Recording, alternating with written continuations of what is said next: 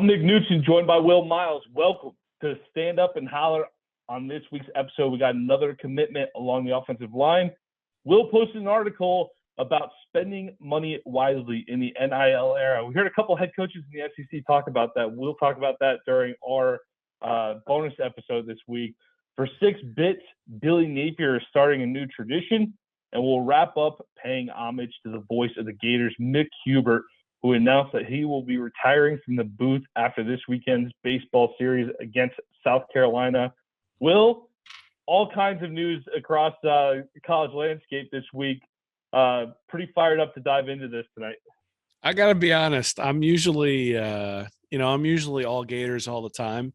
But I got A&M Alabama circled on the calendar at this point after what's been going on this week. That's for sure. So I'm looking forward to talking about that on the bonus. Certainly if you want to go see the bonus episodes, you can go over to our Patreon page, patreon.com/read and reaction. We've got bonus episodes after each of these and see what our opinions are on that. We were going to do it as part of the 4 bits, but then we decided we could maybe be a little bit more open about what we think about that if it wasn't necessarily one that was broadly released on YouTube. So if you want to see our real opinions on that, we'll do it over there. Also, a lot of speculation around that entire story, but definitely a fun one. Just a word of advice. We've seen the last 2 coaches in Gainesville struggle to kind of build up around them a little bit. If you ever want a fan base to fall in love with you, just go hard after a rival like that today. Because anyone who might have been on the fence about Jimbo at A&M, guarantee you they're all Jimbo. They're all riding for Jimbo now, Will. I don't know, man. It's May, so it's one of those things where like we're ramping up towards the fall in a couple of months, but there's not a lot of news out there. So when those guys start going at it, and it's unusual to hear the coaches talk about call out people specifically. So everybody's talking about Jimbo and Nick, but nobody's talking about Dion, and Nick went after Dion too. So it's been an interesting day or two, that's for sure. Don't worry, Dion was talking about Dion, so plenty of conversation there. He jumped right in, and somehow John Ruiz got involved. I didn't get that far. That guy seems to be involved in everything in Twitter these days, huh? So we'll jump right into 2 bits here. Another commit for the Florida Gators here. 2023 offensive tackle prospect BRYCE Lovett committed on Monday. He's 6'5", 330 pounds from Rockledge High School on the East Coast there. About Central Florida East Coast, for those of you that aren't familiar with Rockledge. From Brandon Carroll of SI All Gators, he has a burst off the snap, initial solid punch, and follows through blocks until the whistle is blown, showing nimble movement when lined up at his right tackle position for Rockledge. Lovett's ability to explode quickly off the line of scrimmage gives him the advantage to initiate contact. Another big prospect here. They're looking at him. Sale says he likes him for the tackle position right now, Will, but looks like another developmental project here overall. But again, we talk about the 5 stars, we talk about the high end guys all the time, but these are the guys who are going to build the core of your class, and another solid addition here for Billy Napier and the staff along the offensive line. Yeah, I mean, look, I think that there is absolutely reason to be concerned that we don't have any elite level prospects who've committed yet. I think it's fair to say that, right? I still think it's too early to be too concerned about it, but I think we could start saying, we need to start seeing those guys pop. At the same time, Bill Sykes wrote a really good article over at Read and Reaction a couple of months ago where he looked at the offensive line woes at Florida, and then he looked at the comparison in the recruiting to Alabama and to Georgia. And what he saw in those comparisons is not necessarily that those teams were always getting just elite offensive linemen. It was that they were very consistent in terms of having 4 or 5 offensive linemen in every class. So they never had this giant drop in depth at any point along the way, because they didn't have like 3 straight years where they signed 2 guys and then they signed 7 one year and then 2 the next. And Florida has had those wild swings where they haven't been able to bring in guys. So in this case, you look at it, you've got You've got Lovett coming in. He's ranked around 700th overall, so not a fantastic can't miss prospect, but certainly not a bad prospect at all. You've got Najee Harris, who came in, who was 301st nationally at the time of his commitment. And really, if you look at it, there aren't 4 elite offensive linemen on the board for the Gators. I mean, you can make an argument for Peyton Kirkland, who's 209th, if you want to call him elite. And then you've got Francis Mayoga from IMG and Samson Okunlola from Thayer Academy in Massachusetts. Those are the guys who are ranked 8th and 30th in the country that Napier's coming after. So if you look at this class in February and you've got Mayogoa and you've got Okunlola, I know I butchered both of those names, but if you've got those guys in addition to Kirkland, Harris, and Lovett, that's an enormous offensive line class. That's an incredible get for Billy Napier. If we look up in February and the only guys we have on the roster are Harris and Lovett, then we get concerned, right? So again, this is one of those where it's too early to tell. He's a solid addition to the class. The class isn't done yet. We recognize it's not done yet, but we have to start seeing some of those dominoes fall over the next 2 or 3 months, and we will, right? I mean, those announcements are coming up, and no one's going to be more critical of Billy Napier than I will be or you will be, I'm sure, if they don't reel in the types of prospects that we expect them to, because we've gone over it over and over and over again. The state of Florida is loaded, but it is interesting. The one place where the state of Florida isn't completely loaded is offensive line. And so, going to get a guy from Massachusetts, well, we've talked about that before. There was a lot of consternation, including from me, when Billy Napier when Dan Mullen was going out to California to try to bring Christopher Steele out from California. Well, if you're trying to get a guy like Okunlola from Massachusetts, well, okay, you don't want to put all your eggs in that basket. So you need to build the depth behind him. So that's what this is. I mean, you're not going to get somebody at 700th who's going to step in and be an immediate starter on the offensive line, most likely. But you also don't need that, right? I mean, you think about the guys like Cameron Waits, who they've brought in, who are probably going to be the starting tackle. You think about a guy like Josh Braun, who's probably going to be the starting right tackle, unless has a fantastic year, is going to be back next year. So you've got a little bit of time to develop some of these guys. And look, at 700, you say, we have to trust our evaluation, bring a guy in. And I think based on Sale and Stapleton and Napier's resume, they're going to be good evaluators at that position. But obviously, this is one of those things where if you bring in 3 guys ranked at the same place Lovett is, you'd say, okay, I'm not thrilled. But if he ends up being the lowest ranked offensive line recruit in the class and you got 5 of them, then I think you've done a really good job.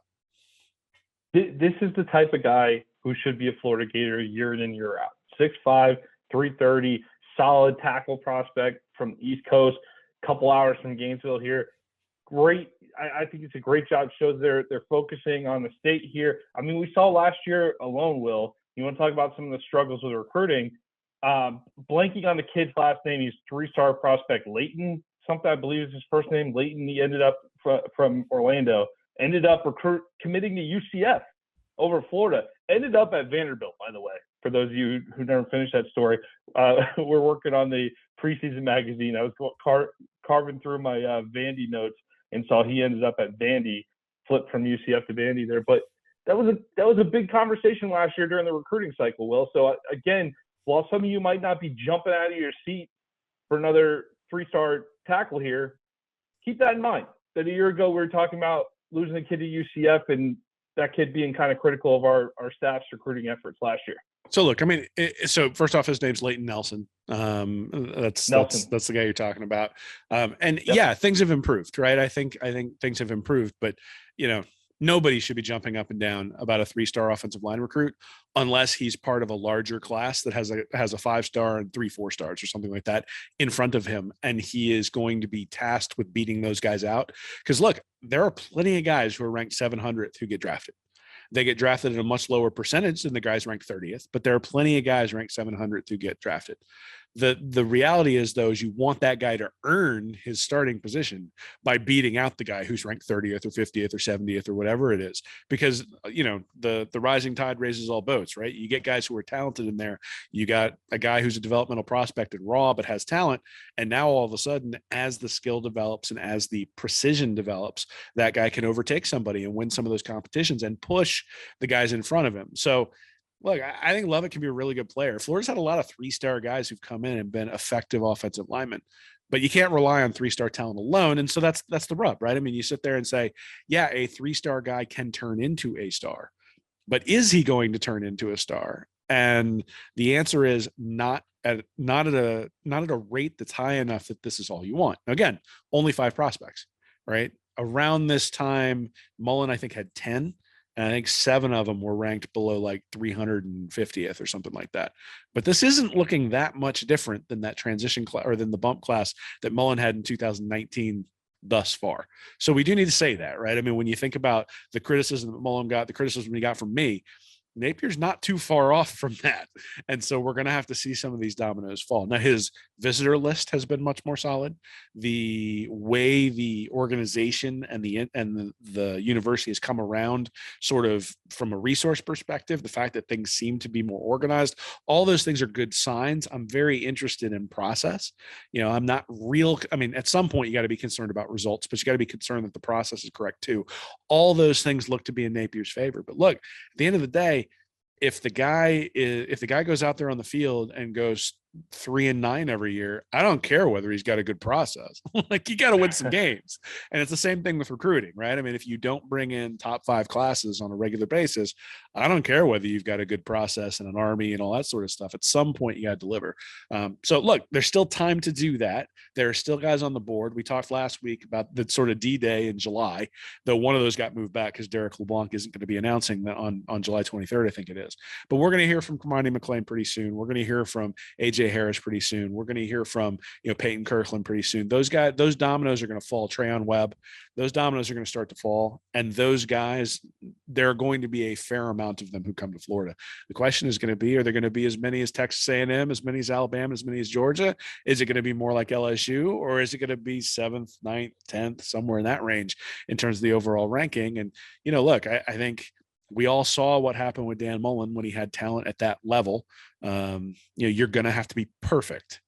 And Mullen wasn't perfect. And so Mullen's not here anymore. And Napier is either setting himself up to have a little bit of margin for error, or he's going to set himself up where he has to be perfect, and we'll then get to evaluate it from there. But again, still too early to tell, but I understand why people are starting to get a little bit antsy, and it would be nice to have a couple of 5 stars pop. That's for sure.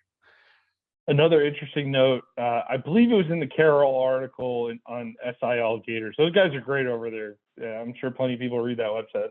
That's a great website, though.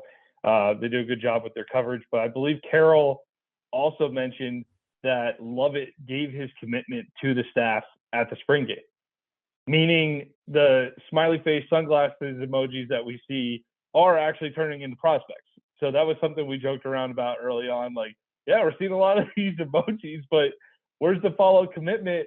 I feel like we need to get a Charlie Kelly from Always Sunny in Philadelphia, with the board, different lines everywhere. We need to figure out how many emojis are out there that don't have a corresponding commitment right now. So it sounds like they do kind of spread it out a little bit here, Will. Yeah, I mean, look, I think at the end of the day, we are interested in this because it's critical. At the same time, we're taking a snapshot at a time where it's really a motion picture, right? Things are moving, and it doesn't matter what the snapshot is until we get to December and until we get to February.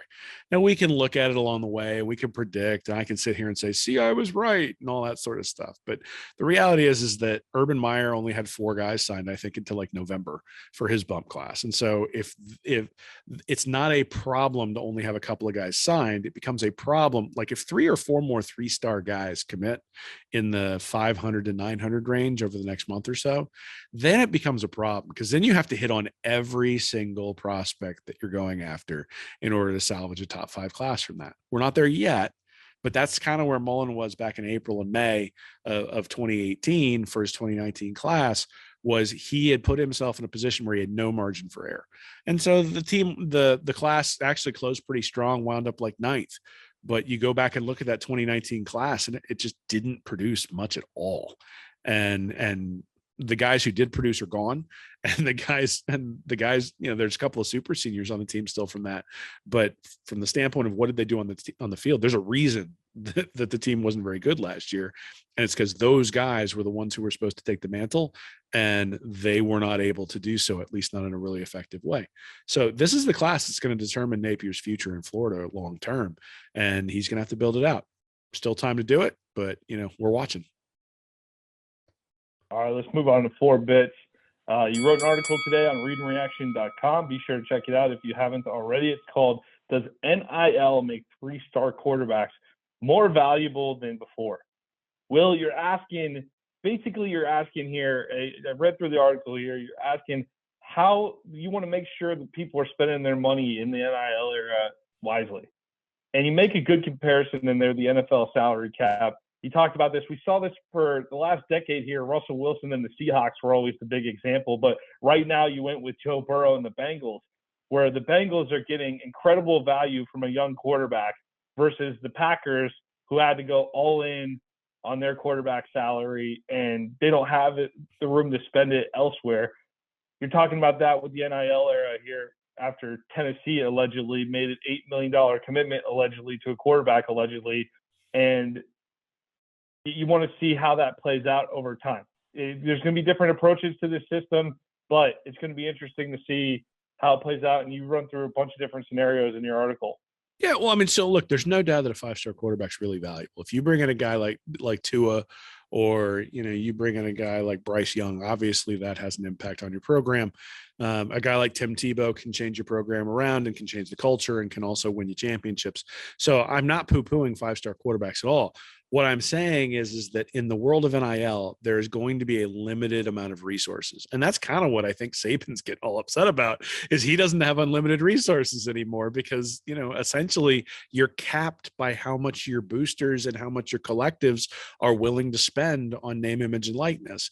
And so you look at like take Oklahoma, for example, right? Oklahoma had Spencer Rattler come in a couple of years ago, and then they have Caleb Williams come in the year after that. And now they've got Nick Evers come in the year after that.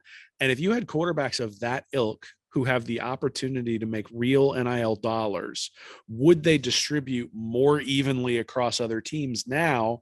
Because you're just going to run out of money. When you think about the NFL, like the Patriots for years had Brian Hoyer as the backup. It's not because Hoyer's a bad player, but Hoyer did not occupy a huge portion of the salary cap, right? You don't see teams sign two quarterbacks to $20 million deals. And the reason is because if you spend 40 or 50% of your salary cap on quarterbacks, well, you don't have any money left for the rest of the guys. And so, like you said, there's immense value in a guy like Burrow who's making $9 million right now, when the average of the top 10 quarterbacks in the NFL is like $36 million. So you get essentially, as if he plays like a top 10 quarterback, you get excess value by having him in there. And actually, in response to the article, Bud Davis on Twitter tweeted something where he had looked at basically where the production comes from. And it sort of gave some estimates in terms of how many dollars should be allocated for players based on their production, though with the caveat that NIL legally is not allowed to be tied to production. Wink, wink. And so, with that caveat, it was something like 25% of your NIL dollars should be committed to quarterbacks. So what that means is if you bring, and if you think about the Athletic article, the way they structured that contract that was shown, it was $8 million, but it was over the course of about a 3-year period with incentives to keep people at the university. So what's to keep an enterprising coach from seeing a 3-star candidate and saying, you know what, I'll give you $100,000 over 3 years, or I'll give you $50,000 over 3 years, whatever it ends up being, right? Lock him in, get him to sell his NIL rights at a lower price. And if you're confident that that guy's going to turn into a star, now you have Joe Burrow against the salary cap, right? Now you have excess value that you're getting from that quarterback, which means you can go spend that money someplace else, or your collective can allocate the money someplace else. So, you think about it again, the NFL is really a really interesting example because the quarterbacks are making $36 million a year. The top 10, the average of the top 10 quarterbacks making $36 million a year. The next closest is edge rushers who make 21.7. So it's a $14 million difference between the top 10 quarterbacks and the top 10 pass rushers. And then you get down to like center and it's $10 million. So now it's a $26 million difference between quarterbacks and centers. So if you want an elite center, if you really want to run the ball, if you want again, the salary cap isn't and salaries aren't a great way of evaluating this, but I think it's a good way of illustrating the point that you can get excess value by getting more out of a quarterback than you have to put into him. Now, look, A 5-star quarterback is going to turn out more often, I think, than lower star quarterbacks. Though I think quarterback evals are dicier than like edge rushers. I think it's easier to see whether an edge rusher is going to be a star than it is a quarterback necessarily. And I think the evaluation of the quarterback in the NFL, that's why a lot of general managers lose their jobs, right? Because they do a poor job. Like the New York Giants just had a bunch of turnover because somebody drafted Daniel Jones, right? And the Jets have turnover constantly because they keep drafting different quarterbacks who never turn out. And you look at a team like Buffalo, I mean, their general manager is going to get a huge extension because you got Josh Allen. You got Kansas City, where their general managers have had, and Andy Reid has quite a bit of security there because Patrick Mahomes has come along. And so evaluation of the quarterback is the most critical thing in the NFL. And the reason it's the most critical thing is because of the salary cap. And because you're limited in terms of, if you get an elite quarterback and you have to pay him like an elite quarterback, then he has to make up for everyone else's deficiencies.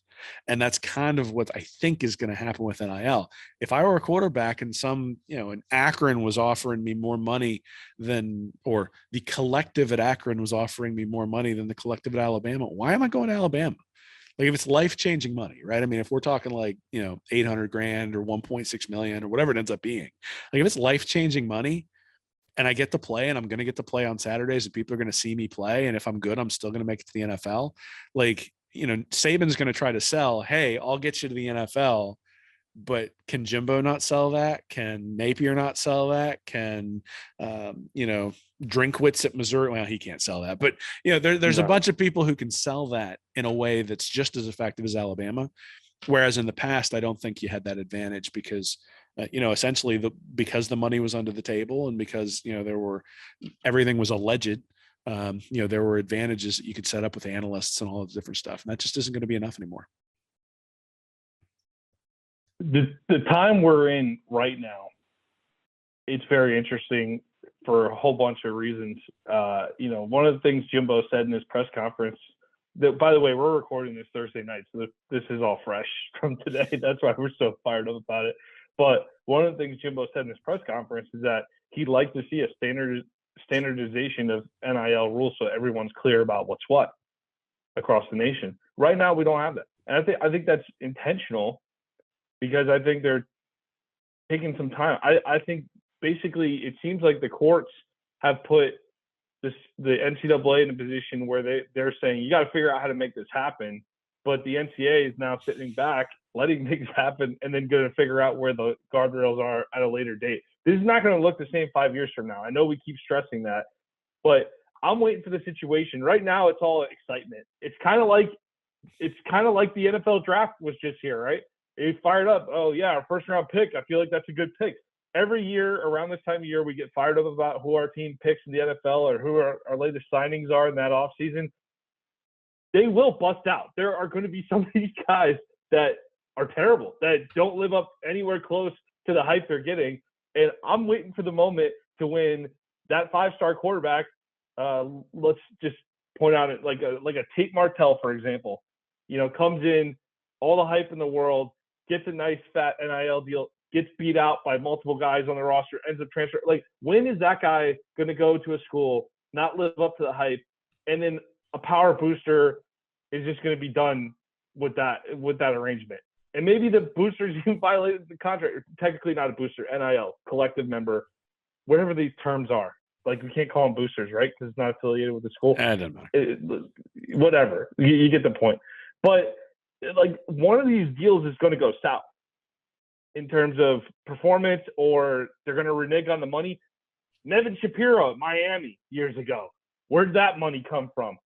He's paying out kids left and right on NIL. There's going to be another situation where somebody with some dirty money is going to put some money in some kids' hands, and maybe the government comes like, yeah, we need that back. There's going to be situations that are screwed up that are going to happen, that are going to then lead to rules being created over this. But right now, it's literally the definition of the Wild West. So some of the stuff we're talking about, it seems crazy. And I guess this part of the statement is going more out to the people who are distressed, who are seeing their college sport.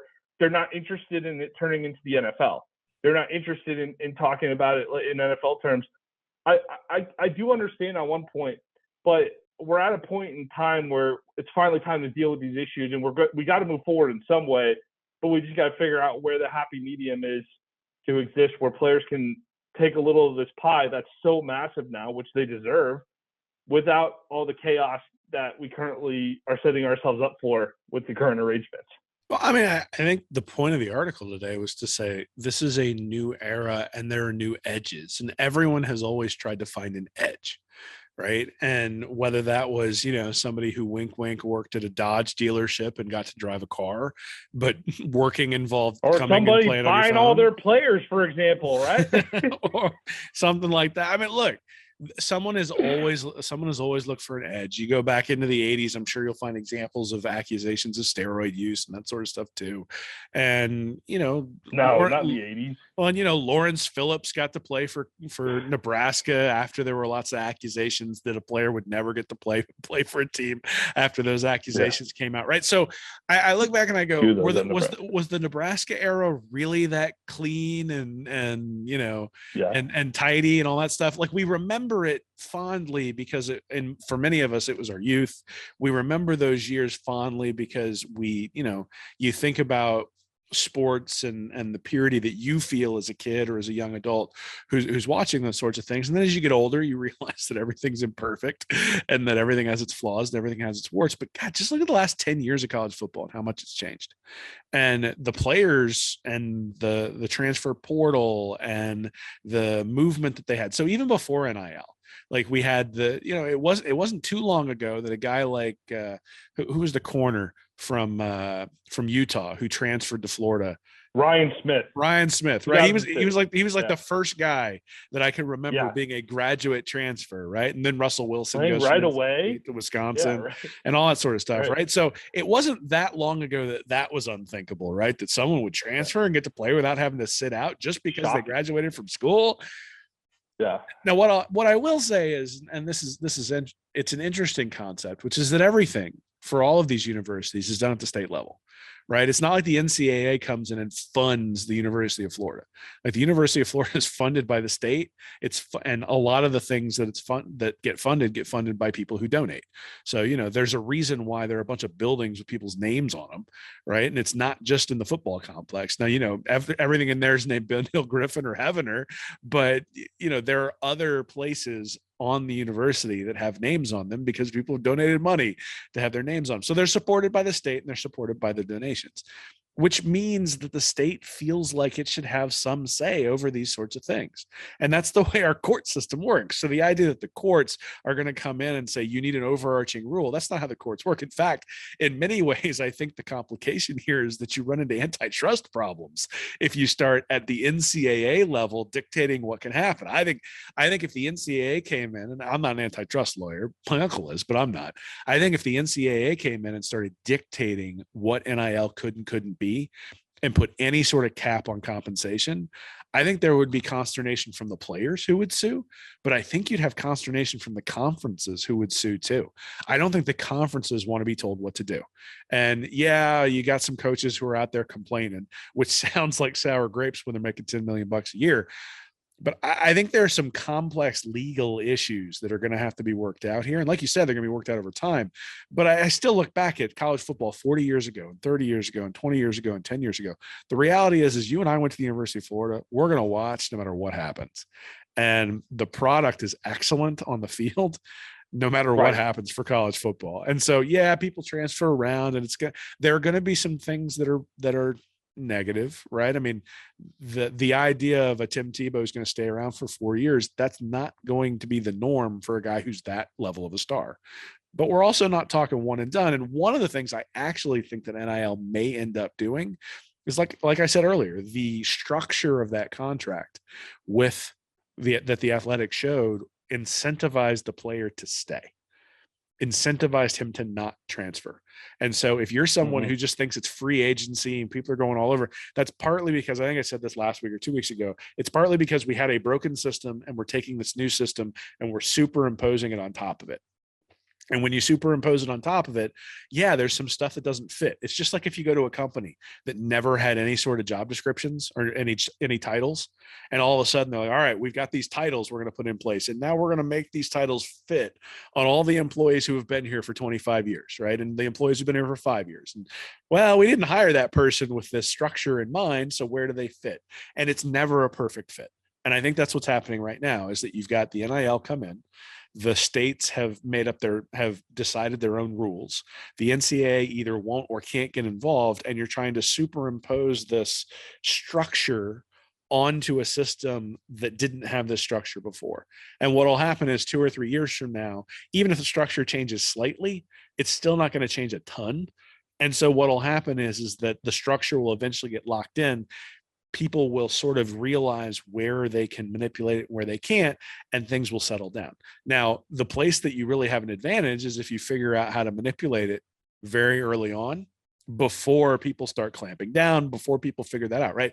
I mean, the Oakland A's were good because Billy Beane figured out he needed guys who got a lot of walks. But the minute the Red Sox and the Yankees figured that out and said, we're going to do that too, that advantage was lost, and you had to search for the next one. And so there is an opportunity here, and that was really the point of the article. There's an opportunity here to seek out edges that didn't exist before because there are new constraints to the equation. And so, I know I've said this multiple times on Stand Up and Holler, there are going to be opportunities from an analytics perspective to gain an advantage in recruiting based on the rules that come in. And from a lawyerly perspective, right? People who have the ability to read the text and find the loophole to help their program. And so, look, that's not cheating. That's finding how to do it within the rules in a way that gives you an advantage over somebody else. And that's part of it, right? That was the whole point of the article. Is I look at it and I go, I think Max Brown, based on a statistical profile, has a better profile than Nico Iamaleava, the 5-star guy who committed to Tennessee. Now, I think Iamaleava has a better shot at being an NFL prospect. I think he's got pro skills, but I think for what you need at a college level, I'm not seeing stats that jump off the page and say this guy's going to be a can't miss prospect. Like Joe Burrow jumped off the page and said this guy's can't miss. You look at a guy like Bryce Young, he jumped off the page and said can't miss. Same thing for JT Daniels, which is one of the things that was sort of scared me about Georgia, and they just either never got him in there or he was hurt all the time. But Daniels had that sort of profile too and didn't pan out. So even with a fantastic profile, you don't always pan out. But every time I see a guy with the profile like Iamaleava thus far, I haven't seen a whole lot of success. This is something where Tennessee is asking for somebody to sort of change what that profile's been. Now, Anthony Richardson took a big jump between his junior year and senior year in high school. And so maybe Iamaleava will do that this year as well. And if he does, I'll reassess my evaluation. But, all of the evaluations for 24/7 Sports said that he'd taken some big leap between his sophomore and junior years in terms of his ability to read defenses and its accuracy and all this sort of stuff. And then you looked at his completion percentage and his yards per attempt, and they were the exact same between the 2 years. So I'm like, what are we seeing here? Like, it's not, there may be a huge cannon. He may be able to run the ball really, really well, but where is it showing up in the statistical profile that all of those physical skills are transferring over to on-field production? It hasn't happened yet. And so it's an interesting concept of, when these guys rank the stars, they're ranking them based on their pro potential, not necessarily their potential to be elite players at the college level. Now, a defensive end who they think is going to be a first-round pick in the NFL is going to be an elite defensive end in college. But I think oftentimes a lot of the skills that translate at quarterback I think you can get away with a lower skill set in college at quarterback or a different skill set at quarterback and have an advantage, right? I mean, Danny Werfel was a much worse NFL quarterback than Peyton Manning. Danny Werfel was a way better college quarterback than Peyton Manning. And it's close, I guess, when you start looking at the statistics, but I mean, look, Werfel kicked his butt every time they played, and Werfel put up better statistics. It's just true, right? So, I think there's just a different evaluation for that sort of stuff. And considering how much of the NIL money those guys are going to occupy, it's important to have the quarterback nailed from an evaluation standpoint. Yeah. And it would be very un-Tennessee-like to throw a ton of money at something and then have it not work out, right? It's a lot of big backs, man. Just because they're paying the guy doesn't mean it's going to happen. So we're going to see some of these things are going to blow up here in the next few years, and we'll be here to talk about it when they do. All right, let's move on to 6 bits, Will. Side note before we jump into 6 bits here, I'm hoping that Napier's at a press conference a year from now saying Saban's dead to him too, and he's not taking his calls too. So that would be another good sign in recruiting, huh?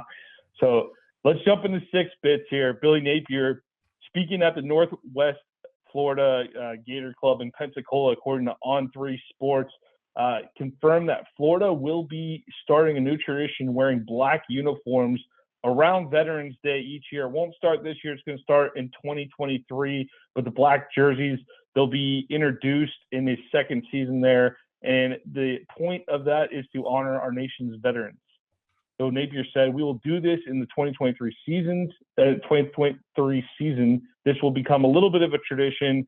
We'll do it one time a year. It'll be the next to last home game, and it'll always be around Veterans Day, that part of the year for military appreciation. So I think at Louisiana, they were talking about some of the game-worn jerseys were auctioned off and proceeds donated to a charity that helps military families in need as well. So this is something that a lot of Gator fans have wanted for a long time. I know there's been some Gator fans who aren't too crazy about the idea, who aren't about messing with the uniforms. I'm more in the camp. I think they'll end up doing a good job with them. And certainly, I think some of the basketball ones look okay. That some of the black basketball uniforms look okay. But I'm in the camp that if you get it right, don't mess with it too much. The white helmets, I don't mind too much. I'm so on the all orange look. I love there's nothing wrong with blue on white with the orange helmet for me, Will, most weeks. I'm good with that. That's a classic look. You don't need to mess with it too much. But he did say it was one time a year, but you're also going to do the all orange one time a year, and you're messing with the helmets there. Give me the orange, blue, and white as many times as possible, or give me a blue on blue or blue on. I'm okay mixing up the pants every now and then, but I like those blue jerseys, man. I don't want those that's getting reduced more and more. And you were getting crusty in your old age, man. Just like, get off my lawn. I like the blue. I want the old traditional. Look, I love the problem with it. I love the traditional jerseys. Obviously, if you look at my logo, I enjoy the throwbacks probably more than anything. Throwbacks I like a lot. So yeah, that's one of that's one of my favorites, obviously. But but this isn't about us. Right. The black uniforms are one, it's really cool that they're doing it that they're auctioning it off for military families. They're not just doing it as like a money grab. I'm sure there's money in some capacity that ends up being made here, but it's not a strict money grab. And that's great, right? That they're doing something that's given back to the community. I think that's a worthwhile endeavor. The other thing is that, the recruits want the black uniforms. It really does. In my mind, it boils down to that in a lot of different ways. Gator Dave and I talked to Donovan McMillan a couple of days ago, and he basically said, yeah, it's the orange jerseys. We love them. And then I'm like, well, what about the black? And he goes, yeah, that's going to be pretty cool. So, the players are the guys who get to choose this stuff. The players are the guys who like those. And, at the end of the day, that's why they're there. Because the players like them, the recruits like them. And it's going to be really cool in a couple of years when you're seeing kids come on campus for the on-campus visits and to see kids pick black, and especially if they're done well, right? Because the orange is a Halloween color, goes with the black pretty well. If you do it right, it'll look really good. Now, look, we haven't seen a recruit wear those green nasty scaly things that they wore out there at all, and there's a reason for that, right? Never come back. They were not done. Like, I did not think that was a fantastic design, and didn't really incorporate, like, I know they were trying to incorporate the gator skin and that sort of stuff, but it didn't incorporate the historical colors for Florida. So that'll be the challenge, is making sure that the blue and the orange pop with the black uniform, so that when you look at it, it's Florida. That was my biggest problem with those green uniforms, is you looked at it and, even on an HD TV, looking at it from the wide angle, you couldn't tell who the team was. And that's one of the reasons, I think, at least for me, that I'm not a huge fan of the orange jerseys, is I think if you're wearing orange jerseys, orange pants, you look like Clemson. Right. And I think if you're wearing the blue tops, everybody knows who you are. Like, that's the orange helmet and the blue top. Well, were the only ones. The blue helmets in 2020. We didn't see that in 21, did we? But in 2020, the blue helmets, very popular, I think, among fans. I thought that Tennessee game, I felt like I was watching Kentucky and Tennessee. It looked like, it just didn't look like the Gators on TV to me. I didn't enjoy the blue. I didn't enjoy that on the road. I liked it better at home. I thought it looked better at home. Yeah. Well, again, the uniforms are not for us. The uniforms are for the recruits. I'm not going to buy a black jersey. to wear, again, for that exact reason, right? That the blue jersey specifically says something to me about the university, and I know when I see that jersey what it is. And so it has a special place in my heart, and I'm an old man and I've watched that for years. But if you're 17 years old and you're coming on for a recruiting visit, you get to choose the black and you get to wear it, especially early on when it's new and it hasn't really been unveiled that much. So those recruits coming in for that 2024 class, after that next to last game, who then get to wear it for the reveal and that sort of stuff. Look, I think Napier, if nothing else, he and his staff have proven they're pretty effective marketers. And so I'm guessing they're going to use these black uniforms and maybe even allow the recruits to be the ones who sort of unveil them, right? Because then at least you're giving them something special if they don't get someplace else. Yeah, I mean, I'm open to it. I'm open to it. It's telling whether or not you're open to it, I guess. But I do like the military tie-in.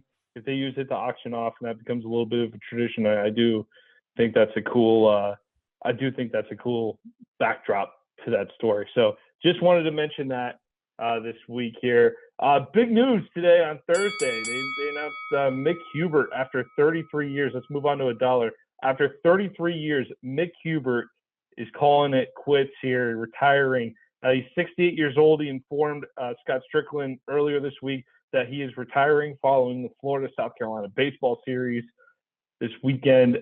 He's the only broadcaster in history to call national championship wins for the same school in football, men's basketball, and baseball. The late Bill Orangeburger, then UF athletic director, announced Hubert's hiring on May 4th, 1989. For the past 3 decades, Hubert has been synonymous as to all the Gators' greatest moments. You saw the Steve Spurrier era, Tim Tebow, Billy Donovan. He was there for all the biggest moments here. Will, this is all from Scott Carter, by the way, FloridaGators.com. Scott Carter, got to give him credit on this. He charted out Mick Hubert by the numbers since 1989. 419 football games called, 1,061 men's basketball games, 1,027 baseball games, for a total of over 2,500, 2,507 between the 3 big sports at Florida. He's called every Florida football game since 1989 season opener. Hubert himself, he considers his call of Danny Werfel's touchdown pass to receiver Chris Doering in the final seconds at Kentucky in 1993 as the one that put him on the map with Gator Nation. Jeremy Foley told Carter, I probably listened to that over 100 times in my life. You could feel his passion. He wasn't just calling that as a play-by-play guy. He was calling that as a Gator. That magic is what he brought to the Gator broadcast. And again, for those of you who haven't, don't remember or maybe aren't old enough to remember that clip, Doring's got a touchdown. Doring's got a touchdown. Oh my! Go look it up. 1993 Kentucky. Fantastic call. And that's always what I liked about Mick Hubert, Will, is that you felt he wasn't a ridiculous homer. He called the game as it was in front of him, but he also, you knew he was on your side too. And I also want to mention too, he was inducted into the Florida Sports Hall of Fame in 2019. So great career for Mick Hubert, Florida legend, there for all the big moments that have really been a part of modern Gator sports history. And, big loss for the Florida Athletic Department here. So he's been totally synonymous with Gator sports, and going to miss you, Mick. That's all I got to say about that. Yeah, I mean, congratulations to Mick on a career well done. I mean, it's hard to ingratiate yourself to any fan base, but certainly one as demanding as Florida is a different, is a different breed. I think, look, you knew when you turned it on that he was the announcer. It reminds me of all those old, I don't even remember the guy's name, but it reminds me of some of the old 49ers games when Joe Montana was the quarterback. There is a very specific voice that's associated with those games. And every time I hear that voice, I don't even have to be watching the TV. I know it's an old Joe Montana game, or maybe one where Steve Young's really young, but I know it's the 49ers, Montana to Rice, Montana to Young, all that sort of stuff, or Taylor, those sorts of throws. Like, that radio voice is synonymous with it. And all the big moments that we've had at Florida, it's funny because when a big moment happens, there's a subset of us, and I'm one of these psychos, who goes and listens to the radio call afterwards because there's something about hearing it with the radio call. So, you think about the run that Dameon Pierce had in the swamp against Auburn a few years ago, where he breaks the tackle right in the hole and then takes it the rest of the way. But then you go back and you look at some of the other things. You already mentioned the Doring one, but the ones that really stick in my mind are the Jarvis Moss block against South Carolina back in 2006 that essentially wins you the national championship. And the one that's my personal favorite is the Antonio Callaway catch against Tennessee. And that one's not even necessarily because, and remember, that game didn't end on the Callaway touchdown. It ends with Tennessee driving down the field and missing a field goal at the end. So you almost got two calls from Hubert in that particular one, because you get the touchdown where Callaway hits it. And that was one where Lee McGriff says, "I just saw magic." And the whole place is an insane asylum. And Hubert kind of let the stadium tell the story in that one. And then they come down and miss the field goal. And that was such a game of highs and lows. And, all of a sudden the team's struggling the whole time. And then all of a sudden Greer finds something in the fourth quarter, and completes the fourth down, and you get the touchdown. And then they're coming down the other direction and miss the field goal. And, you're just sitting there going, Tennessee snake bit. And then to be able to listen to that with the Hubert call behind it, like that was always the thing, right? You have this game, the Ole Miss game is a great example too. The throw to Brandon Powell is a great call if you go back and listen to Mick Hubert afterwards. Those are the moments to me, right? You get in the car coming back from the swamp, you turn on the sports radio, and you get to hear the Mick Hubert calls. And that's one of the highlights of driving with my dad back from the game. You got that thing on, you're listening to the radio call of what actually happened during the game. And you're hearing those guys talk about it. You mentioned he wasn't a homer. Like when Florida was bad and when you left the stadium disappointed and then you got in the car and you turned on the radio, Mick was disappointed right there with you the whole way home. And you could hear it in his voice. He's like, well, Gators just didn't play real well today. That was kind of a sad state of affairs. Like he was with you from the standpoint of he was a big fan, but he was with you from the standpoint of he was disappointed when the team didn't live up to expectations.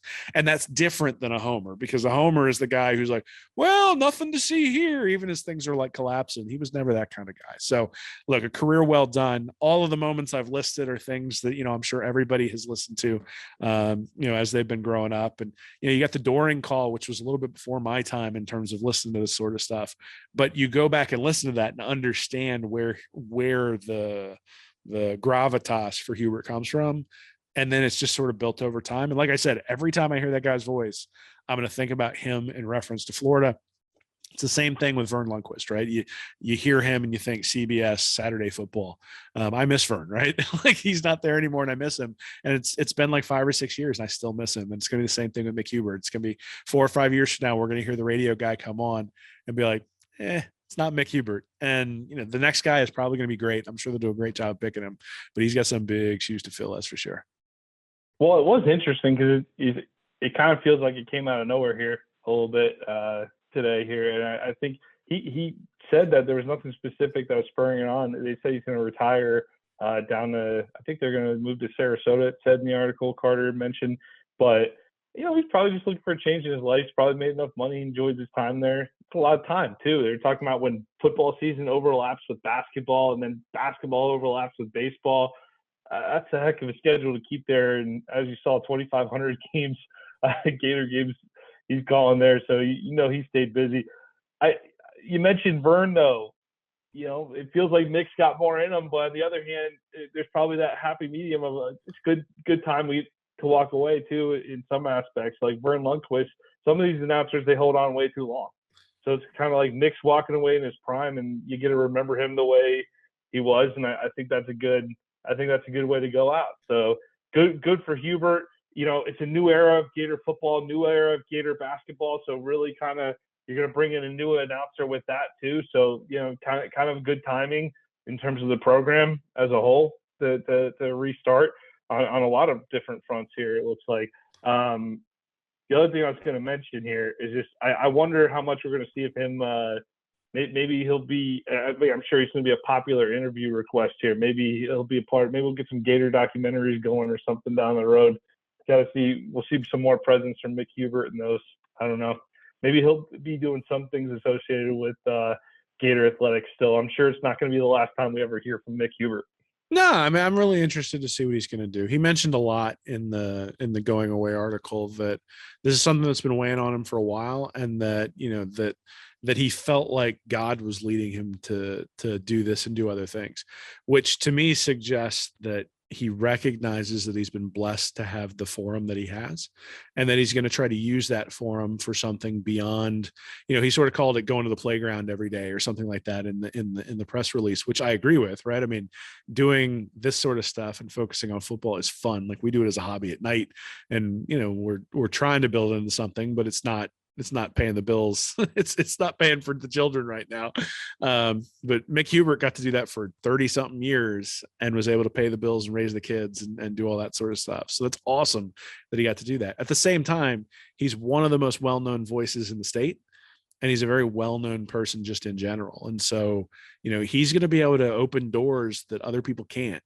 And so that's one of the things I think we should be looking for. I think as you get older, I mean, look, I turned 40 this year, and as you get older, you start thinking about legacy as opposed to building into something. And I'm sure, you know, Hubert's older than I am, so he's probably thinking Hubert's older than I am, so he's probably thinking about the same thing, right? Is that there is a legacy component to what do you want to leave behind. And some of that is, hey, people really enjoyed listening to this on Saturday afternoons, but part of that is also, how do you use the fact that they enjoyed listening to you on Saturday afternoons to make a real difference in the world? And that's what it sounds like he's going to focus on, and I'm excited to see it. And certainly that's something that I'm going to promote, because, you know, we need people who are out there trying to make a difference in the world and trying to make things better. So if he can do that, I'm going to be promoting that as much as I can. Something I also found interesting from the article, he's only the third play-by-play caller in Gators football history. Started, Otis Boggs did it for 40 years. David Steele did it, and then it went to Hubert in the late 80s. 89 he was hired. So he's been doing it for 3 decades plus now. So you think about how far back Gator football goes. They've had 3 major play callers. I found that to be fascinating. So certainly not the lifespan of a head coach. No, definitely not, especially not at Florida. But we'll see about the new guy who comes in, because it's not an easy thing to follow that guy, right? It's just not. Yeah. And one of the things that I think will be interesting to see is, you know, people were like, hey, are you going to pop up? He's like, well, maybe, but, you know, I don't know that you'll see me that much. And, you know, in some ways, if he's popping up all the time, then that's going to be hard for the next person who comes in. And I don't know that he's necessarily going to want to do that. And it just sounds like he's ready to turn a new leaf and do something different. And to be honest, he's given us 33 years of his life. I think he deserves that and deserves applause as he goes off into the sunset. And, you know, like you said, let's see what he does next. Cause, you know, 60 or 65 years old isn't that old anymore. He's still got 20 or 30 years left to do something that's significant in most cases these days, if you're in decent health. And so I'm excited to see what he's going to do, because like I said, I think he's got a platform that not everyone has. And we've seen what Tim Tebow's been able to do with his platform. You know, you even see what guys like Brandon Spikes are able to do with their platforms, and what's Mick Hubert going to be able to do with his platform. I'm excited to see it. Looking forward to the next steps here. All right. That's our show tonight, Will. That's our show. You want to make any announcements before we head out? Yeah, we've had a really, really good reception to the magazine that we announced last week. Really, really appreciate everybody's support. Again, if you want to sign up for that, you can go to readandreaction.com/mag. That's /MAG. And what you do is you put in your email there, and then it's going to be coming out in about a week and a half. Well, probably closer to a week and a half, and when it right before Memorial Day. And when it comes out, we'll send you an email. It'll have a 20% off coupon if you've given us the email beforehand. Otherwise, you'll have to pay full price. But you know, the goal here is to be able to be comprehensive on Florida, right? We sort of mentioned last week that you open up a Lindy's magazine, or you open up a Phil Steele magazine. There's a few pages on the Gators. It's really good stuff, right? But it's a comprehensive college football magazine, and we wanted to do something that was comprehensive on Florida. So you're going to get more than 100 pages of our writing. It's going to have a tone very similar to the website when we write. We're excited about it, but it's also going to be comprehensive in that there's going to be some film stuff in there, some recruiting stuff in there, some look back at 2021, what went right, what went wrong, some predictions in terms of who all SEC players might show up on the Florida roster, some look backs at the Spurrier era and the Urban Meyer era in their first years. So what should we expect to see from Billy Napier? You've got an entire section that's going to be looking at Napier's Army and all the people he's brought in there. We're going to have a statistical profile of Billy Napier. We're going to have some, roster summaries of all the guys who are on there. There's going to be a lot of information in there, and hopefully some people will really enjoy it as they go out this summer and sit out on the dock and get prepared when fall camp comes. So they'll know not only who's on the roster, but know a little bit about maybe what we expect to be coming. And it's going to be personally written, right? I don't write anything on the site that doesn't have my own personal opinion in it and that sort of stuff. So in terms of what we think is coming for the season, you're going to see a lot of that as well. So I'm excited about it. And again, and I know you are too, we were sort of stressing that we weren't going to be able to get it done, but I think we're at a point now where we sort of passed the point of no return. So we really appreciate everybody's support. But if you go over to, like I said, readandreaction.com/MAG, put in your email, let us know you're interested in it, and we'll certainly get you the information when it comes out. We'll be back with another episode of Stand Up and Holler next week. In the meantime, go Gators. Go Gators. Thank you for watching this episode of Stand Up and Holler. Be sure to subscribe to the Read and Reaction YouTube channel. Join our Patreon community at Read and Reaction for bonus content each week. And check out our website at readandreaction.com. I'm Nick Knudsen, joined by Will Miles. And as always, go Gators.